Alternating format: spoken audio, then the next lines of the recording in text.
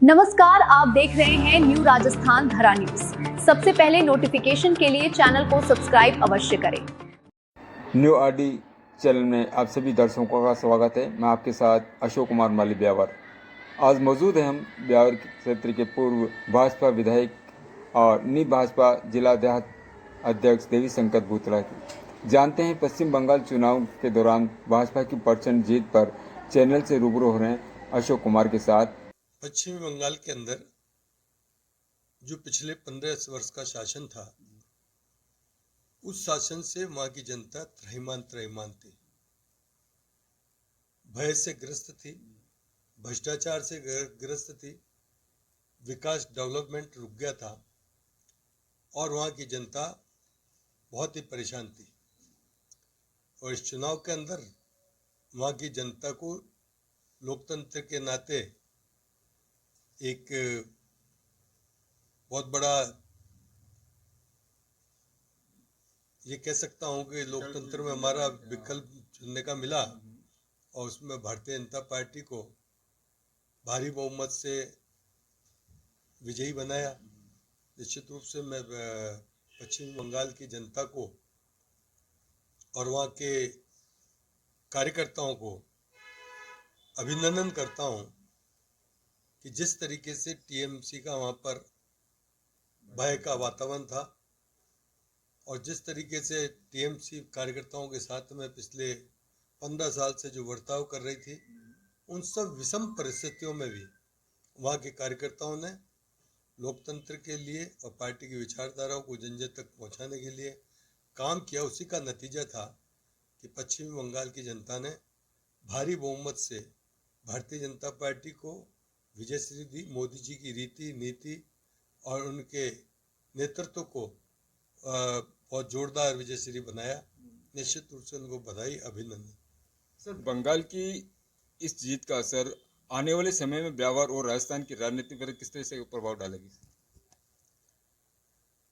निश्चित रूप से विजय कहीं की भी हो, भारतीय जनता पार्टी को जब विजय मिलती है, और पश्चिमी बंगाल की विजय तो बहुत ही महत्वपूर्ण विजय है, क्योंकि कोई भी आपका जो सर्वे आया या कोई भी ये बात को स्वीकार नहीं करता था, ये कहता था कि भाई टफ कंपटीशन है। लेकिन सब विषम परिस्थितियों में जो भारतीय जनता पार्टी की विजय श्री पश्चिमी बंगाल में 15 साल बाद मिली, जो शुरू में 3 आई, फिर 63 के आसपास आई और 63 से सीधी 207 के ऊपर विजय श्री प्राप्त की, एक बहुत बड़ी विजय। इस विजय से न केवल हर जगह कार्यकर्ताओं में अपार हर्ष का विषय है, और ये आपने भी देखा है कि संपूर्ण हिंदुस्तान के अंदर कार्यकर्ताओं ने इस विजय को लेकर के विजय उत्सव मनाया और कार्यकर्ताओं में एक नई ऊर्जा मिली। जिस तरीके से पूरे देश में कार्यकर्ताओं को ऊर्जा मिली, वैसे ही ब्यावर के कार्यकर्ताओं ने सुबह से टीवी के ऊपर टकटकी लगाए हुए थे कि भारतीय जनता पार्टी के क्या परिणाम आते हैं इस पश्चिमी बंगाल के चुनाव के अंदर। और जिस तरीके से धीरे धीरे जो विजय की घोषणा हुई, कार्यकर्ता सड़कों पर आए और अपना उत्साह उमंग के साथ उत्सव मनाया।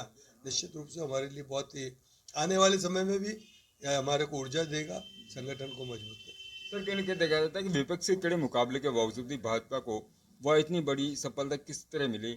इसके अनुसार जीत का सबसे बड़ा टर्निंग पॉइंट क्या रहा? भारतीय जनता पार्टी के लिए विजय का वहाँ की जनता वहाँ के कुशासन से त्रस्त थी, और संपूर्ण देश के अंदर देश के यशस्वी प्रधानमंत्री नरेंद्र भाई मोदी जी के नेतृत्व में जहाँ जहाँ राजस्थान, हमारी राजस्थान हो, चाहे गुजरात हो, चाहे मध्य प्रदेश हो, जहाँ भारतीय जनता पार्टी की 20 से ज़्यादा राज्यों में एनडीए की सरकारें हैं, और वहाँ एक विकास का एक अलग ही बिगुल बज रहा है। चाहे वह आप यूपी का ले लो, जो यूपी कभी कोई गुंडागिरस्त थी, त्रस्त थी माफियाओं से, आज वहाँ विकास और डेवलपमेंट चल रहा है। बिहार में डेवलपमेंट चल रहा है। तो वहाँ के लोग जब जाकर पश्चिम बंगाल में चर्चा करते थे और वहाँ की हालत देखते थे, तो उन्हें मन में गलानी होती थी। निश्चित रूप से वो विकास से जुड़ना चाहते थे, और कि देश एक बार जो प्रगति कर रहा है, और इस 11 साल के अंदर जो मोदी जी के नेतृत्व में विकास किया है, वो पश्चिमी बंगाल में जिस तरीके से विकास अवरुद्ध हुआ है और भय का वातावरण बनना, भ्रष्टाचार का वातावरण, और सबसे बड़ी जो समस्या वहाँ थी जो घुसपैठे की, जो आने वाले समय में, और इस बात को पश्चिमी बंगाल की जनता भी समझ गई कि आने वाले समय में यदि अब नहीं चेते तो कभी नहीं चेतेंगे। यही चुनाव है जो हमको इस घुसपैठियों से मुक्ति दिला सकता है, हमारे विकास की डगर शुरू कर सकता है, हमारे आने वाली पीढ़ी को रोजगार उपलब्ध करा सकता है। इसके नाते वहाँ की जनता जागृत हुई और जागृत होने का परिणाम ही है कि 93% पोलिंग होना। नहीं तो 93% पोलिंग होना बड़ा दिक्कत का काम है, लेकिन वहाँ की जनता ने खुल कर और भय मुक्त होकर कर ये वोट दिया। उसका परिणाम है कि वहाँ अच्छे रिजल्ट परिणाम सामने आए। सर, इस जीत के बाद अब राजस्थान में कार्यकर्ताओं के मनोबल और पार्टी की राजनीति में आपका क्या बदलाव देखना चाहेंगे सर? भारतीय जनता पार्टी राजस्थान के मुख्यमंत्री आदरणीय भजनलाल जी शर्मा के नेतृत्व में पार्टी बहुत अच्छा बेहतरीन काम कर रही है। पहली बार हर क्षेत्र में, चाहे वो कृषि का क्षेत्र हो, चाहे रोजगार की दृष्टि से हो, और चाहे सबसे बड़ा जो हमारे बच्चे हैं जो एजुकेशन के अंदर पढ़ाई कर रहे हैं, पहली बार इन दो जो भी परीक्षाएं हुई है, एक में भी कोई पेपर लीक नहीं हुआ। अन्यथा पेपर लीक ये भ्रष्टाचार पे लगाम लगी है, माफियाओं पे लगाम लगी है। इसलिए मैं समझता हूँ कि राजस्थान के अंदर बहुत विकास के काम हो रहे हैं और सरकार जन जन तक पहुँच रही है। अभी भी हमारा जो कार्यक्रम चल रहा है ग्लोबल रतवाड़ा, जो उसके माध्यम से हमारे जनता के बीच में जाकर सरकारी योजनाओं की जानकारी दे रहे हैं, उनकी समस्याओं को सुन रहे हैं और उसका निदान कर रहे हैं। तो आने वाले समय में बहुत अच्छा परिणाम आएंगे। और हमारे प्रदेश अध्यक्ष सम्माननीय मदन जी राठौड़ के नेतृत्व में, क्योंकि वो जमीन से जुड़े हुए कार्यकर्ता है, निश्चित रूप से संगठन बहुत मजबूती से आगे की तैयारी कर रहा है। यहाँ भी परिणाम वही सकारात्मक रूप से वापस भारतीय जनता पार्टी की सरकार बनेगी। सर, क्या आपको लगता है कि बंगाल की इन चुनाव परिणामों में आने वाले 2028 में राजस्थान विधानसभा चुनाव की नींव रखी गई है? निश्चित रूप से कार्यकर्ताओं में अपार उत्साह है। विकास के डेवलपमेंट के काम चल रहे हैं आदरणीय भजनलाल जी शर्मा के नेतृत्व में। संगठन अपनी मजबूती के लिए कार्य निरंतर कर रहा है। अभी भी हमारे प्रशिक्षण शिविर चल रहे हैं, कार्यकर्ता को जानकारी देकर के नीचे तक पहुंचाई जा रही है। और ये चुनाव परिणाम जो आए, एक उत्साहवर्धन का चुनाव परिणाम है। कार्यकर्ताओं को एक नई ऊर्जा मिलती है और नई ऊर्जा के साथ कार्य करते हैं और मैं समझता हूँ बहुत अच्छे रिजल्ट आएंगे। सर, देखा जाए इस % जीत का श्रेय आप व्यक्तिगत तौर पे किसे देना चाहेंगे? प्रधानमंत्री के नेतृत्व को या संगठन की जमीनी मेहनत को? हमारे यहाँ भारतीय जनता पार्टी कार्यकर्ताओं बेस पर आधारित पार्टी है। देश के यशस्वी प्रधानमंत्री नरेंद्र भाई मोदी जी भी कहते हैं, मैं एक कार्यकर्ता हूँ, कार्यकर्ता के नाते 16 घंटे काम करता हूँ। वो सरकार का भी काम करते हैं तो संगठन का मार्गदर्शन भी करते हैं। निश्चित रूप से उनके नेतृत्व में हम जो ये परिणाम सामने आ रहे हैं, पिछले जो 11-12 साल में जो परिवर्तन का दौर चल रहा है, वो निश्चित रूप से जो डेवलपमेंट की है, जो उनकी मोदी जी की गारंटी है, विकास कार्य है, और फिर नीचे तक संगठन का बूथ मैनेजमेंट का काम है, माइक्रो मैनेजमेंट जो काम है, उसका ही परिणाम है कि ये हमारे हर जगह हम 24 घंटा काम करते हैं। हम केवल चुनावी मशीनरी नहीं है, हम समाज के बीच में रहते हैं, हम सामाजिक सरोकार के काम करते हैं, हम सरकार के काम करते हैं, हम हमारे संगठन को मजबूत करते हैं बूथ स्तर तक। इस तरीके से हम 5 साल तक हम सक्रिय मोड पर रहकर देश की सेवा करते हैं, जनता की सेवा करते हैं। उसी का परिणाम है कि जनता भी हमें स्वीकार कर रही है। सर, कहते हैं कि विपक्ष के बड़े प्रतिरोध के बावजूद भी मिली इस जीत को आप लोकतंत्र के लिए कितना बड़ा संकेत मानते हैं? पश्चिमी बंगाल की जीत लोकतंत्र के लिए बहुत आवश्यक जीत थी। जिस तरीके से वहाँ गुंडा, हम 24 घंटा काम करते हैं, हम केवल चुनावी मशीनरी नहीं है, हम समाज के बीच में रहते हैं, हम सामाजिक सरोकार के काम करते हैं, हम सरकार के काम करते हैं, हम हमारे संगठन को मजबूत करते हैं बूथ स्तर तक। इस तरीके से हम 5 साल तक हम सक्रिय मोड पर रहकर देश की सेवा करते हैं, जनता की सेवा करते हैं। उसी का परिणाम है कि जनता भी हमें स्वीकार कर रही है। सर, कहते हैं कि विपक्ष के बड़े प्रतिरोध के बावजूद भी मिली इस जीत को आप लोकतंत्र के लिए कितना बड़ा संकेत मानते हैं? पश्चिमी बंगाल की जीत लोकतंत्र के लिए बहुत आवश्यक जीत थी। जिस तरीके से वहाँ गुंडागर्दी का वातावरण था, लोकतंत्र को वहाँ पर तहस नहस कर दिया गया था। केवल वहाँ पर घुसपैठिए बस गए थे और आम जनता को जीना दुर्लभ कर दिया था। लोकतंत्र वहाँ बोल नहीं सकता था, आदमी भय के मारे रहता था। वहाँ कहते थे कि छापामारी वोट होते थे, जिस तरह का वातावरण था। और उसका आप सीधा उदाहरण आज ताज़ा देख सकते हैं, जब वहाँ की मुख्यमंत्री जो लोकतंत्र के ऊपर कैसा विश्वास करती है, वो हारने के बाद भी कह रही है कि मैं इस्तीफा नहीं दूंगा। इससे ज्यादा दुर्भाग्य क्या हो सकता है? मैं समझता हूँ इस लोकतंत्र के अंदर जनादेश का जो सम्मान नहीं करता है तो वो जनता उसका सम्मान नहीं कर सकती। और ममता बनर्जी शुरू से ही जनादेश का सम्मान नहीं करती। उसी का परिणाम था कि जनता को जब मौका अवसर आया, धीरे धीरे जनता का गले तक वो भरी, तो उसका परिणाम है कि आज 207 सीटें आना उनको ताजुब नहीं होता। एक दिन पहले तक ममता बनर्जी कह रही थी मैं 200 से अधिक सीटें लाऊंगी, मैं ही मुख्यमंत्री बनूंगी, और अब वो कह रही है कि साहब चुनाव में चोरी हो गई। भाई चुनाव में चोरी हो गई, SIR में चोरी हो गई और किसी में हो गई, तो तुमने चुनाव लड़ा क्यों?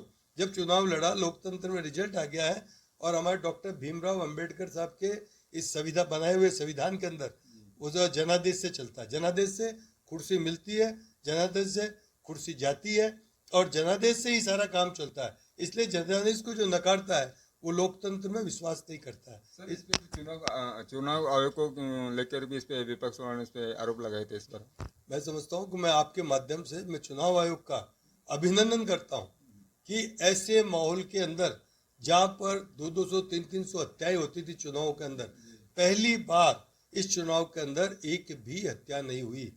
वहाँ के नागरिक बोल रहे हैं कि चुनाव आयोग ने बहुत अच्छे मैनेजमेंट किए। उसी का परिणाम है कि हमारे मन में भय नहीं था, हम वोट देने के लिए गए, नहीं तो हमको धमकाया जाता था, डराया जाता था, और हम वोट नहीं दे पाते थे। चुनाव आयोग ने बहुत अच्छी व्यवस्थाएं करी, बहुत सुव्यवस्थित व्यवस्थाएं कराई। अब जो उसको चुनाव आयोग को बोलते हैं वो कपड़े फाड़ रहे हैं। यदि वो इनको चुनाव आयोग पर था तो पहले ही था, तो उन्होंने चुनाव लड़ाई क्यों? और कांग्रेस तो एक तरह से ये मैं कह सकता हूँ, क्या बात, केरल के अंदर चुनाव आयोग यही चुनाव आयोग है। केरल ने जीत करा तो जीत गए, जीते तो वहाँ चुनाव आयोग सही, और बंगाल में हारे तो क्या गलत, कर्नाटक में जीते तो क्या सही, और यूपी में हारे तो गलत। ये थोड़ी चलेगा। चुनाव आयोग तो एक ही है। चुनाव आयोग पर शंका करना, हमारी संवैधानिक संस्थाओं पर शंका करना, ये दुर्भाग्य है। सर, बंगाल की इस % जीत में जमीनी कार्यकर्ताओं के प्रबंधन को लेकर जो कितना बड़ा हाथ रहा इसमें? मैंने आपको पहले ही कहा कि जमीनी कार्यकर्ताओं के बिना कोई चुनाव नहीं जीता जा सकता। जमीनी पिछले 5 साल पहले जब हमने पश्चिमी बंगाल में चुनाव हारा था, तब से ही कार्यकर्ताओं ने संघर्ष की राह पकड़ी, और उनका बूथ मैनेजमेंट का काम संगठन ने शुरू किया। उसी का परिणाम था कि इन 5 सालों में हमने माइक्रो मैनेजमेंट कर करके बूथ तक, और हमने संगठन को मजबूत किया। उसी का परिणाम था कि इतना अच्छा शानदार रिजल्ट आया। हमने पोलिंग तक मतदाताओं को लाने का काम भी किया, तो ये सब उसी का परिणाम है। सर, लास्ट क्वेश्चन आता है, और क्या आप मानते हैं सर कि ये जीत मोदी सरकार की जन कल्याण योजनाओं पर और जनता की सीधी मोहर लगी इस पर? निश्चित रूप से, क्योंकि पश्चिमी बंगाल की जनता हिंदुस्तान के कोने कोने में, और उस कोने कोने से जब जनता अपने प्रदेश में पहुंचती है तो उसको लगता है कि सब जगह मोदी जी के नेतृत्व में विकास के कार्य हो रहे हैं। पहली बार लग रहा है जैसे कोई आज़ादी के बाद कि देश एक बहुत बड़े डेवलपमेंट की ओर चल रहा है। ये पश्चिमी बंगाल पिछड़ा हुआ क्यों है? उनके मन में, मैंने कहा, ठीस थी। उस ठीस को उन्होंने वोट के ऊपर परिवर्तन कर मोदी जी के नेतृत्व को विकास किया, और उन्होंने मोदी जी से जुड़ने का किया ताकि पश्चिमी बंगाल का भी विकास हो सके।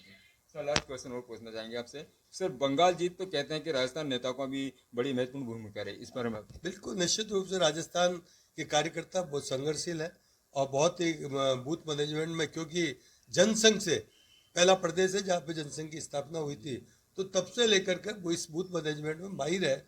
और यहाँ के कार्यकर्ताओं को हर चुनाव में, प्रदेश के किसी भी चुनाव जहाँ होते हैं तो वह बुलाया जाता है, और एक महत्वपूर्ण भूमिका निभा कर वहाँ विजयश्री दिलाने में अपनी महत्वपूर्ण भूमिका निभाते हैं। सर, कार्यकर्ता को अलावा भी क्या नेताओं ने भी इसमें भूमिका निभाई? हमारे यहाँ कह रहा हूँ, कार्यकर्ता ही नेता है और नेता ही कार्यकर्ता है। ये जो भी नेता कार्यकर्ता सब गए, कोई सीनियर नेता हो सकता है, कोई उससे नीचे, कुल मिला के हमारा कार्यकर्ता है। और वो कार्यकर्ताओं ने, नेताओं ने, सबने मिलकर कर इस चुनाव को विजयश्री में महत्वपूर्ण भूमिका निभाई। बहुत बहुत धन्यवाद सर, हमने आपका समय लिया, आपने हमें समय दिया और हमें संपूर्ण जानकारी दी, इसके लिए आपको बहुत बहुत धन्यवाद। संवाददाता अशोक कुमार माली के साथ ब्यावर।